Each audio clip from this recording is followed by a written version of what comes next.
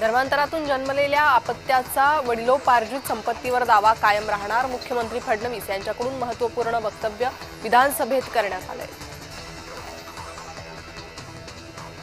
धर्मस्वातंत्र्य विधेयकावरून मवियात दुफळी असल्याचं समोर आलंय। महायुतीच्या विधेयकाला ठाकरेंनी पाठिंबा दिला।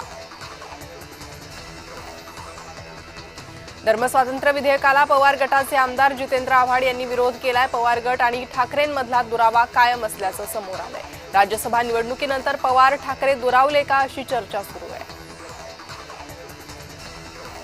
गॅसचा तुटवडा नाही मग रांगा का लागतायत? गॅस टंचाई नाही मग सिलेंडरच्या किमती का वाढल्या? उद्धव ठाकरेंनी सरकारला सवाल उपस्थित केला। उद्धव ठाकरे यांनी विधानसभा अध्यक्ष राहुल नार्वेकरांच्या दालनात जाऊन त्यांची भेट घेतली आहे। चर्चेत विधानसभा विरोधी पक्षनेता संदर्भात चर्चा झाली। तसेच विधान भवनात शिवसेना ठाकरे गटाला पक्ष कार्यालय नाहीये ते मिळावं अशी मागणी ठाकरेंनी केल्याचं समोर येत आहे।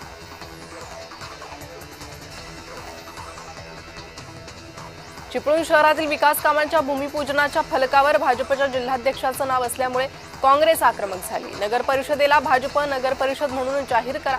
काँग्रेस गटनेत्यानं नगर परिषदेच्या भूमिकेवर संताप व्यक्त केला आहे।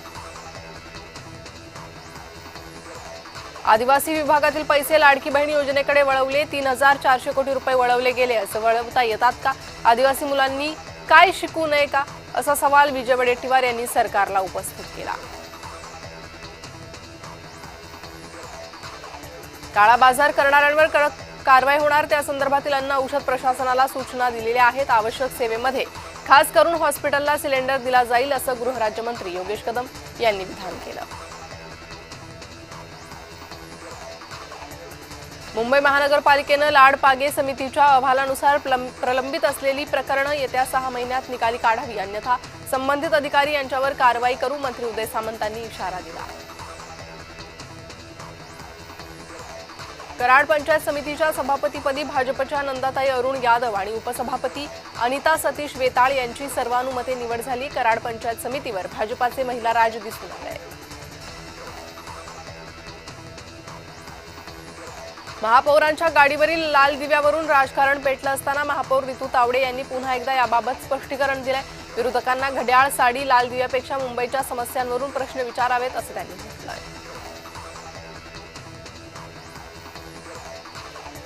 ठाकरे गट आणि काँग्रेस हे एलपीजी गॅस सिलेंडरचा तुटवड्याबाबत अफवा पसरवतायत। गॅस सिलेंडरचा मुंबईत तुटवडा नाही अशी माहिती महापौर रितू तावडे यांनी दिली आहे। विरोधकांचे दावे खोटे ठरले। एलपीजी घेऊन व्यापारी जहाज शिवालिक भारतात पोहोचले, त्यामुळे विरोधक तोंडावर पडले। बारामतीच्या पोटनिवडणुकीमध्ये ओबीसी आणि धनगर समाज निवडणूक लढवणार आहे। सर्वोपचार रुग्णालयाला शासनानं अजित पवारांचं नाव देण्याचा GR काढला, त्यामुळे ओबीसी आणि धनगर समाज नाराज आहे। त्यामुळे आम्ही निवडणुकीत उतरणार अशी ओबीसी नेते बाबूराव सोलणकर यांची भूमिका आहे।